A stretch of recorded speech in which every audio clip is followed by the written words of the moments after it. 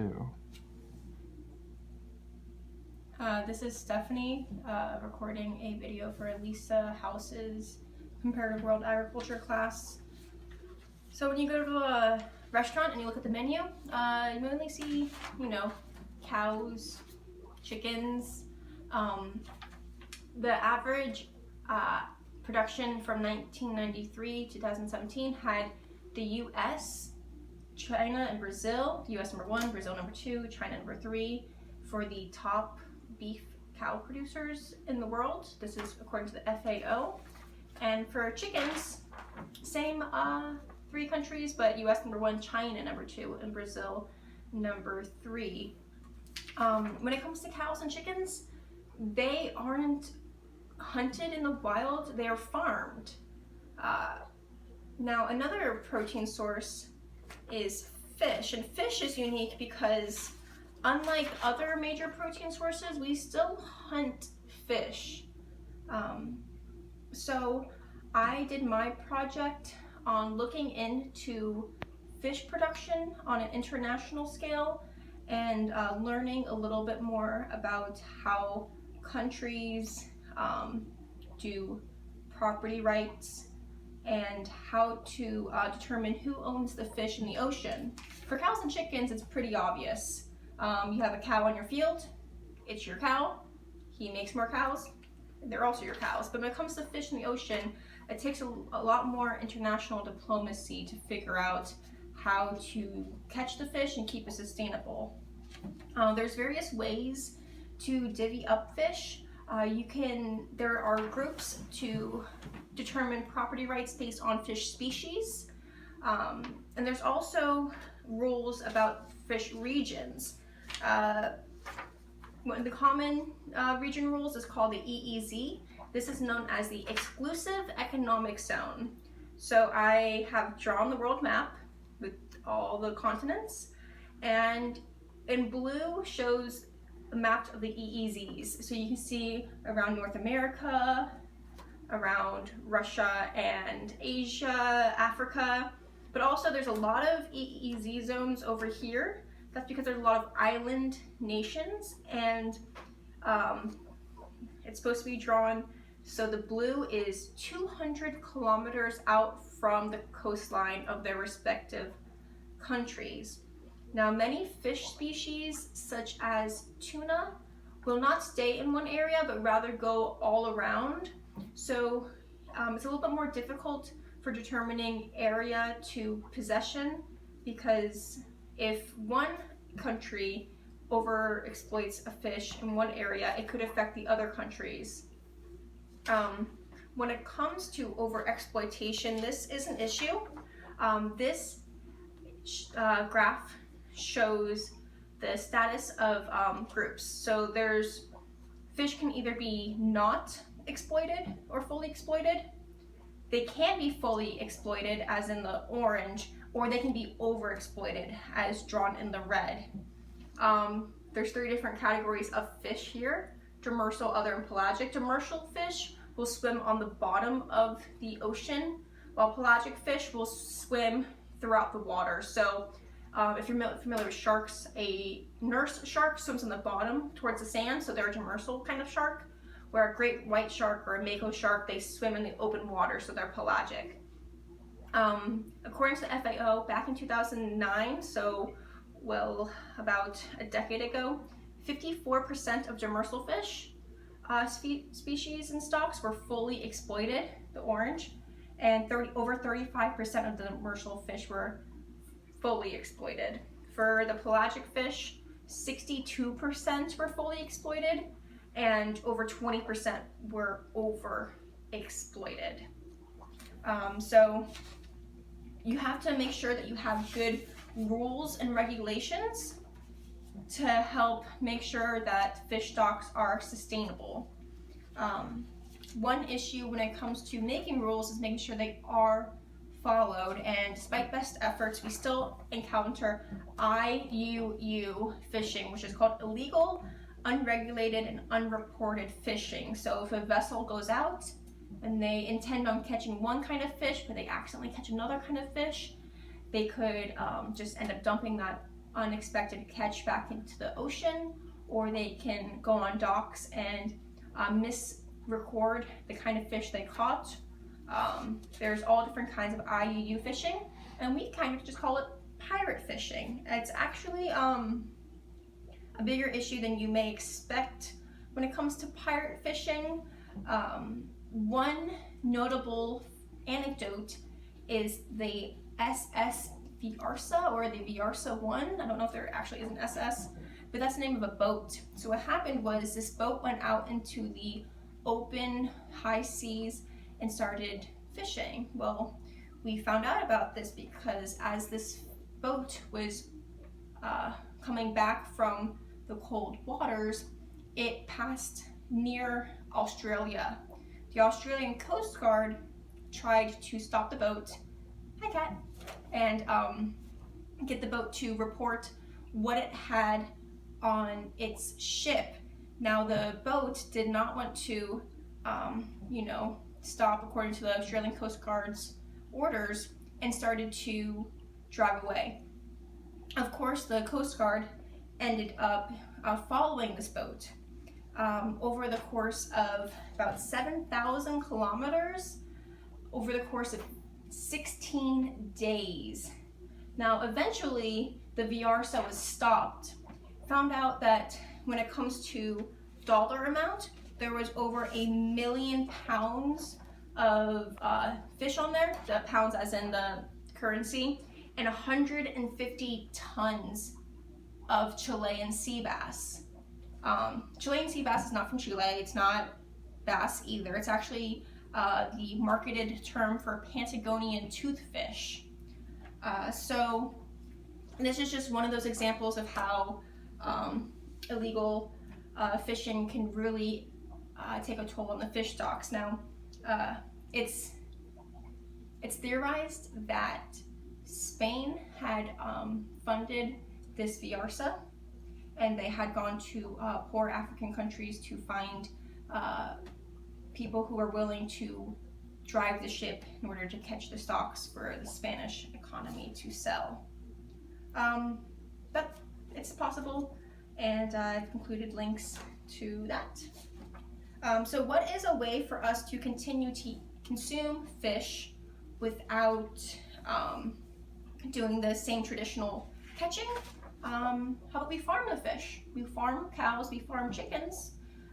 Could we possibly farm fish? Is aquaculture the answer? So we have been transitioning over to aquaculture from live capture, as drawn on this beautiful graph. In orange, starting in 1950, practically all fish was being captured, and capture had gone up and up over time after World War II. We used sonar technology to find these fish stocks and start catching them.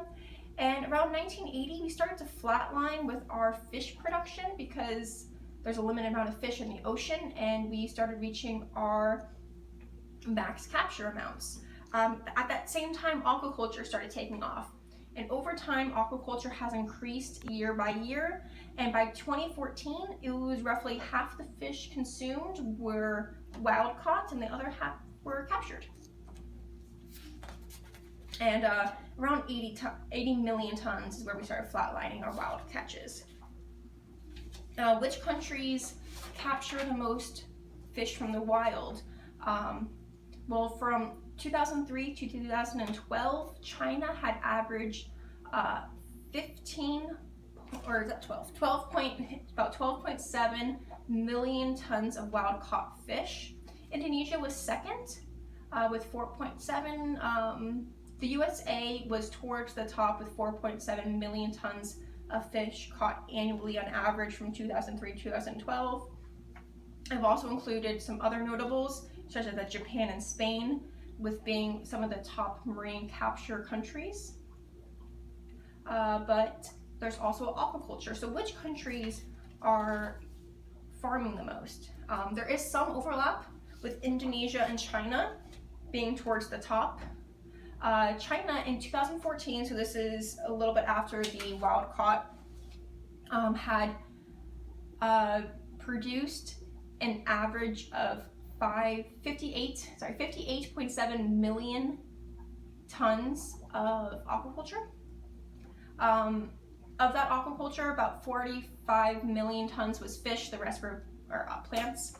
Indonesia was in second with 14.3 million tons of aquaculture produced. The USA was all the way down to number 17, which is a big drop from the other countries. And India, Chile, Brazil, USA, practically all of their aquaculture was fish, not plants. So I would very much like to see the USA catch up to China, given what we know about fish exploitation. It is important to move over to aquaculture, so that way we don't accidentally do what we did to bison, what we do to fish. So I don't want us to run out of fish. There are some controversies when it comes to aquaculture production. One of the main ones is the way that we will be farming these fish. So people, no one wants to see animals harmed, especially in the farming sector. So you don't want to open up a chicken coop and see overpopulated chicken pen. Same thing with fish, you don't want to see that. Luckily, we have this called the Schaefer model, and this is a relationship between growth of fish stocks and quantity of fish stocks. So as you put more fish in a pen, they tend to grow more and more and more until you reach here, this pinnacle climax, and after which point, if you keep on continuing to add fish, it actually reduces the growth of those fish stocks. So overpopulating the fish stocks in the pens will end up reducing the growth rate, which is not favorable to fish farmers. So they will ideally keep the fish stocks somewhere in a sustainable quantity, so that way they don't overpopulate the pens while still making sure they still have a lot of growth. That is, overpopulation is one argument against aquaculture. Another one is feed efficiency. In order to grow fish, you have to feed them fish, which is, you don't want to end up catching 3 million tons of fish just to grow 20 million tons of fish. So feed efficiency is very important. A lot of research has gone into growing more fish with less feed, especially for salmon. According to the NOAA, when you look at aggregate fish farming, there is actually a positive correlation between the amount of fish you put in to the amount of fish you get out with. So luckily, there are many fish species that are very good to farm. So we wouldn't necessarily want to farm tuna per se. The reason is because tuna are warm-blooded and they're high up on the food chain, so they eat a lot of fish. They're mostly carnivorous. They also get about 2,000 pounds and swim to almost 50 miles an hour. So containing a tuna doesn't really make sense for fish farming. However, other species such as tilapia, very easy to farm, and clams. Over in Cedar Key, I went to that clam farm, and they told me they are the #1 producer of clams in the entire United States. And they make little neck clams over in Cedar Key. So if you have a chance to go over there and visit them, I very much recommend it. The nice thing about clams is they're demersal, so they don't swim around.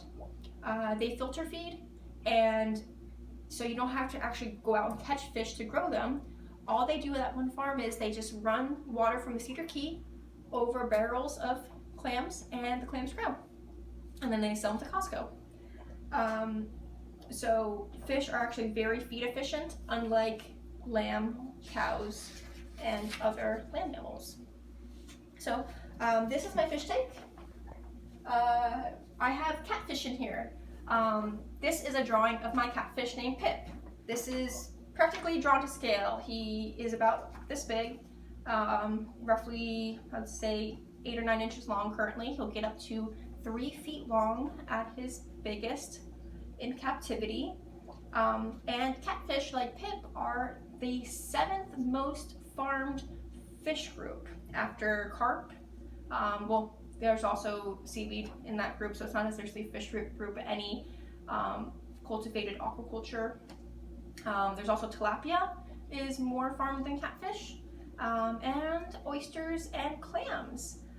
So yeah, catfish like pip are the number 7 farmed aquaculture item by quantity, number 5 by volume. So I have 4 fish in here: pip, pipette. They are Pegasus catfish, and I also have Disney and Discovery in there somewhere, and they are channel catfish.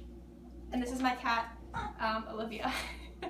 So thank you for watching, and I hope you learned a little something. Don't order tuna tacos, order tilapia.